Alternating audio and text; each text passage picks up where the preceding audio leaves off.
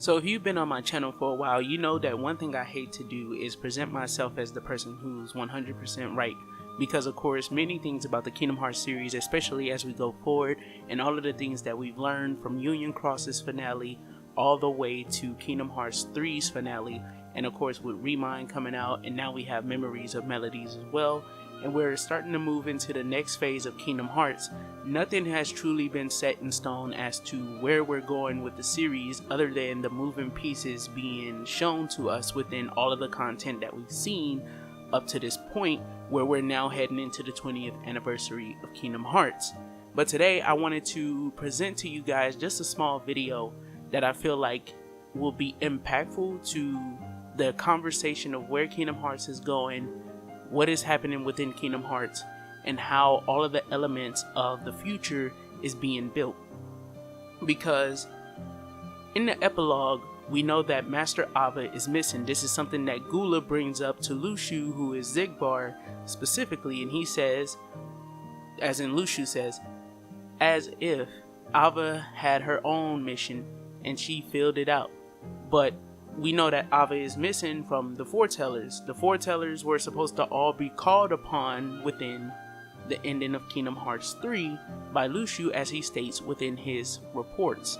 So Ava distinctively must not have chosen to be summoned or return to the Keyblade graveyard in the times of the now, meaning in the current era. She chose not to return within the Keyblade graveyard. If not return in the Keyblade graveyard, then she just simply isn't in the Keyblade graveyard. But we know that in order to pull the characters like the foretellers from the past, the opening of Kingdom Hearts had to occur. With Ava not appearing within the epilogue with the rest of the foretellers and Luxu who summoned them, meaning Ava should be back in somewhere or some place. I don't think she just refused to return entirely. I think she's just up to doing something else. And this something else, I think, has to do with Union Cross's ending. I think we're weirdly being shown Union Cross's ending, its secret ending, as a hint as to what Ava is doing. And I think that Ava usurped power within Scala at Caelum. See, when Xehanort mentions that it's the nexus from which all worlds spring, he also says once, as in past tense, a seat of power for all Keyblade wielders. It is the nexus from which all worlds spring. So that's how he says it in totality. But if he says once, as in past tense, this would mean that at least in his mentality or in his mind, he no longer considers it to be this place, this seat of power for all Keyblade wielders. And this would make sense if Ava usurped power within Scala at Caelum, meaning she took control over Scala at Caelum herself. And when Kingdom Hearts' door is opened, she summons Brain from the past. This is why there's two of them. This is why there's one that appeared within the Keyblade graveyard, and then there's one who also appears at the end of Union Cross, because Brain is being pulled from the past to the now. I'm pretty sure Ava potentially, even if, because think about it, consider this. In Union Cross, and I have to cut right here, in Union Cross, there's a darkness that specifically appears to the Master of Masters. It appears to the Master of Masters, and the Master of Masters talks to it like as if they're old friends, like as if they have some sort of connection. Remember, the foretellers themselves are being used by the Master of Masters to contain the darknesses. If they're being used to contain the darknesses, we should go off of what we know about each foreteller to establish whether or not they could fall to the darkness. But we're going to skip the rest of them and talk about specifically Ava. At the end of Kingdom Hearts Chi, so the original game, when the Keyblade War and all of that happens, Ava is a very much different character, especially when she appears to play a character raising her Keyblade to you, betraying you, and just straight up doing you dirty. Her fight is the one that leads to what seems to be the death of player character. Xehanort, considering that Scala at Caelum is no longer a seat of power to all Keyblade wielders, may come from this betrayal that he sees from his memories. He understands, or he could potentially see, just like he could see with Sora that he was using the power of awakening to run around in time, he could potentially see the darkness on Master Ava as he became a kind of not a veil, as he became a vial for darkness. Like, he contains darkness within himself. As he became a vial for darkness, it's possible that he may be capable of being aware of a darkness that is usurping power, meaning if there's a royal family, as Xehanort hints, oh my god, phone, shut the hell up.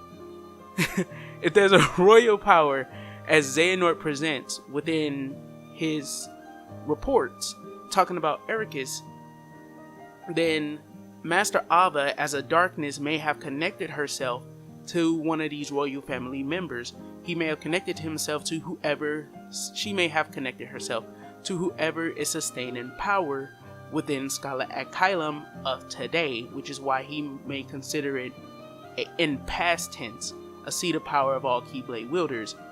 Why Xehanort doesn't attack Master Ava himself or try to fight Master Ava himself may be why he considers that he needs the power of Kingdom Hearts. The last time he attempted it via his memories, which he can see, or we should assume he could see, by 80, 90 something years old, he's more than likely seen all of the life of like a 15-year-old. So if we can assume that he saw that event through his memories of how Ava betrayed him, and now he's aware of Ava being in his present life, and he's aware of her being connected to this royal family Keyblade member who may have greater power than what we've seen thus far, and this could be why not only does he show Sora things in Scala at Caelum, but also he hands him the X-Blade, because when he returns, it's going to be one of the things he needs to do is set the Scala at Caelum scholars and everyone in the Keyblade wielders there.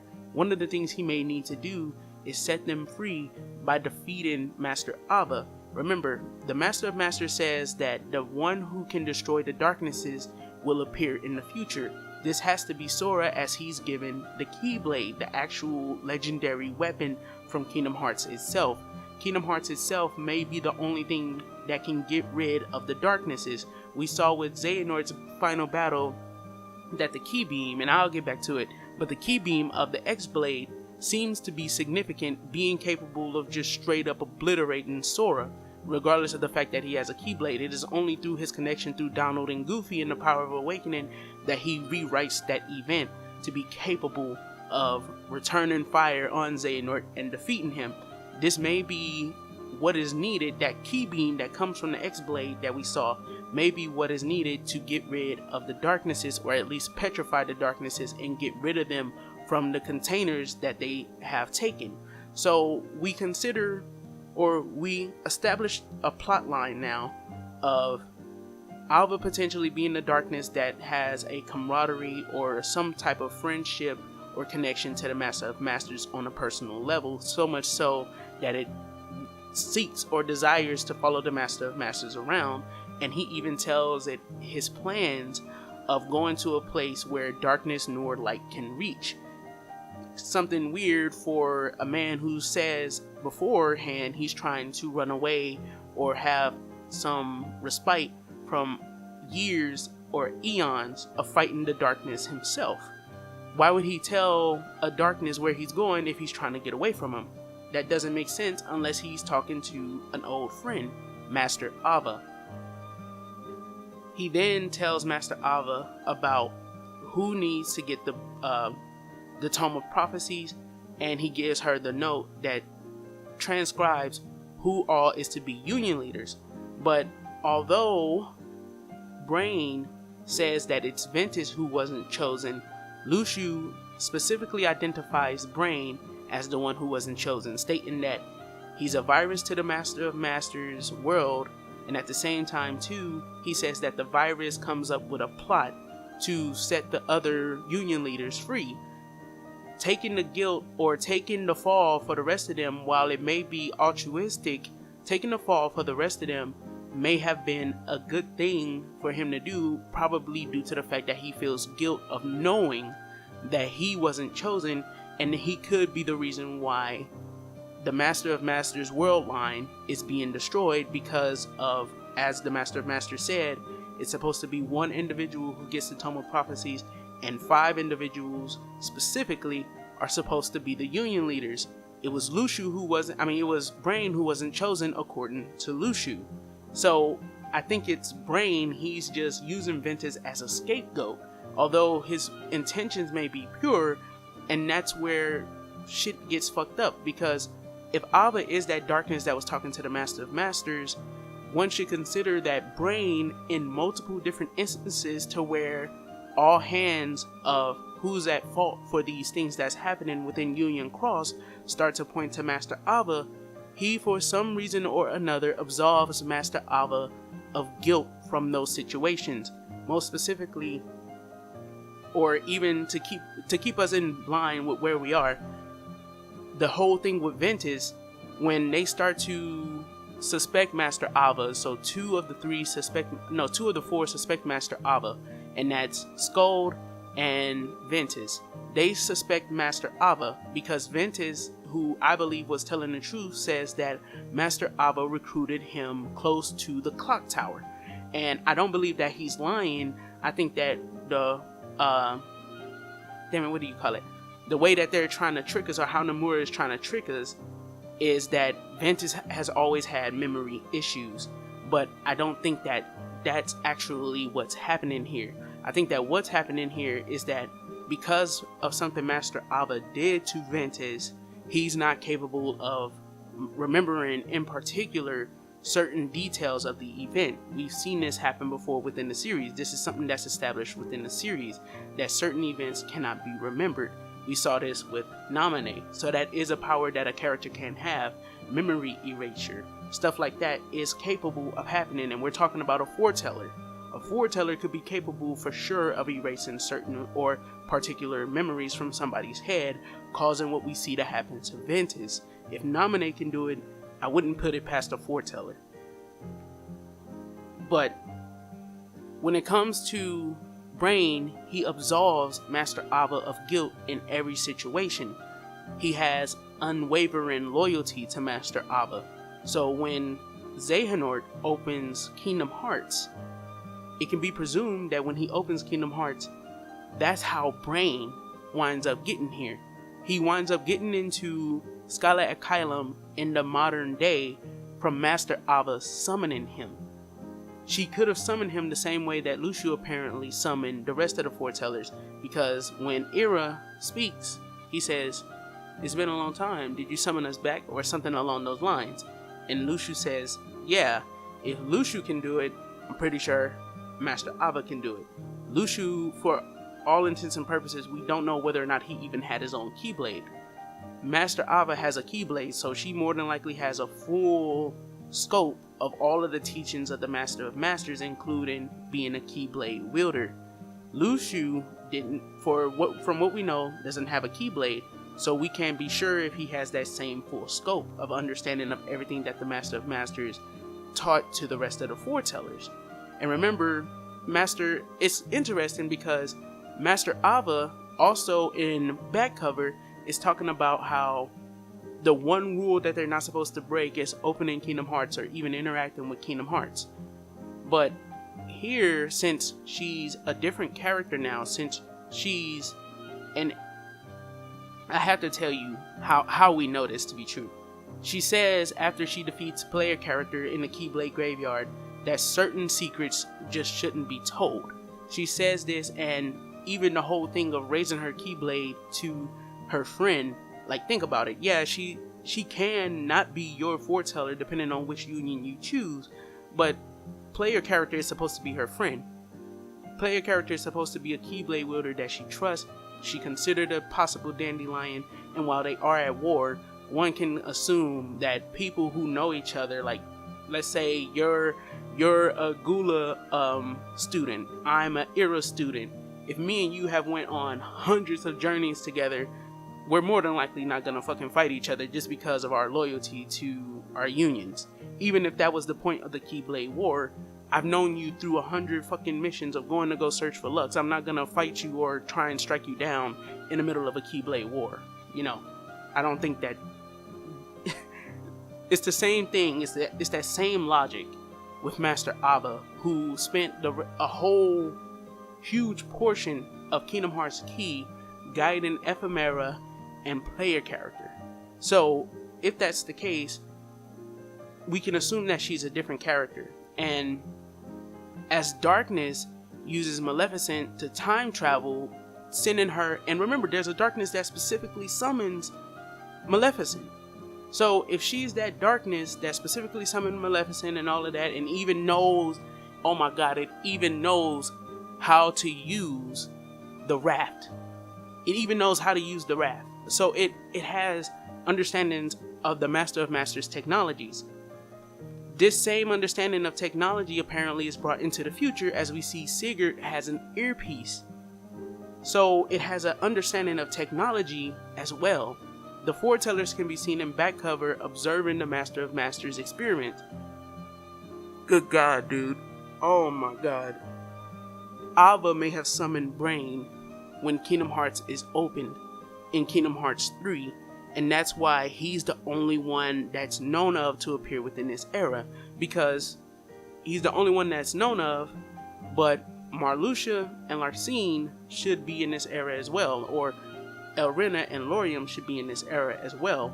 That would make sense that they don't know anything about them because Xehanort took control over them. And even then, Elrena isn't even a Union leader, and Brain asked specifically about the Union leaders. Ephemera, being the founder of Scala at Caelum, could be not employed by Ava. This could be something that just genuinely happened because it was destined to happen, that he would build Scala at Caelum, and I'll bring a video on that later. But Master Ava could have used that, or could have had Sigurd, or have it be planned that would all be shown to push Brain into just following orders, the same way that he did during the events of Union Cross, in which it seems like he has an unsavory, unwavering trust in Master Ava for some reason, even though logical deduction and just pure understanding of everything that's transpiring off of what the Master of Masters tells Master Ava about how one person needs to get the book, and these 5 individuals specifically need to be the Union leaders. She appoints Brain, who's said by Lucio in Kingdom Hearts 3 to not be chosen, just because, and we can't trust Brain to also tell the truth in Kingdom Hearts Union Cross. I mean, you can believe he was telling the truth about Ventus not being the chosen if you want to, but I'm trying to tell you, we can't trust Brain, who is trying to be the virus that stops everything. This dude even knows about the grand plan of the Master of Masters, dude. He has unwavering trust in Master Ava.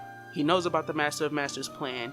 He scapegoats Ventus, saying that, oh, Master Ava didn't choose you.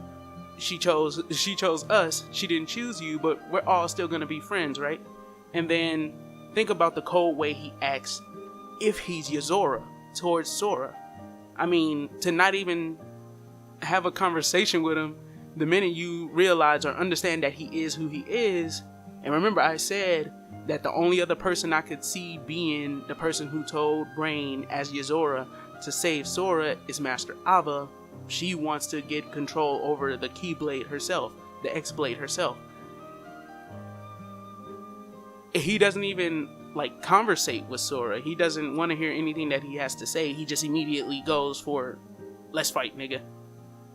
I mean, it's kind of weird, but if you really go look for yourself. I mean, yeah, it's my video, so of course I'll have content that'll show you certain things, but just go look for yourself. Take everything that I've told you and go look back at all of those things for yourself. We heavily have to consider that Master Ava is a darkness now. All of them are darknesses now. All of the foretellers are darkness now. She's a darkness now. She instinctive or descriptively show signs of wanting to betray the Master of Masters.